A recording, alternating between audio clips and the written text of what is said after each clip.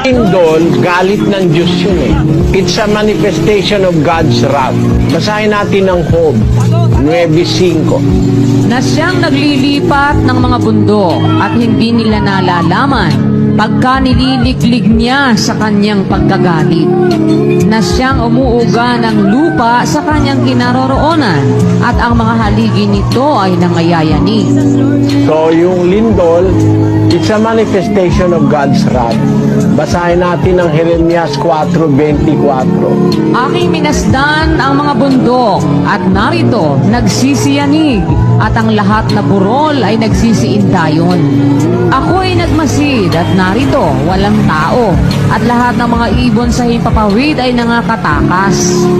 Ako'y nagmasid at narito ang mainam na parang ay ilang at lahat ng mga bayan niyaon ay nangasira sa harapan ng Panginoon at sa harap ng kanyang mabangis na galit. Galit ng Diyos yung pag-uga o paglindol, kapatid. Gis-gis ng Jeremias. Ngunit ang Panginoon ay tunay na Diyos. Siya ang buhay na Diyos at walang hanggang hari. Sa kanyang puot ay nayayanig ang lupa at hindi matatagalan ng mga bansa ang kanyang galit. Sa makatwid, nagpapatunay na ang lindol galing din sa Diyos. Yan ang sabi sa Biblia.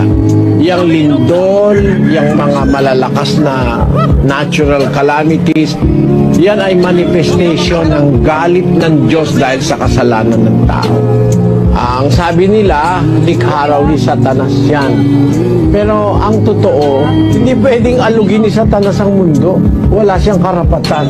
Nung nakipag-usap siya sa Diyos para patunayan ng Diyos yung tungkol kay Job, nakapagpagawa siya ng malakas na hangin para mamatay yung mga anak ni Job eh. Pero yun ay sa pahintulot ng Diyos. Hindi nagagawa ni Satanas yun sa kanyang sarili.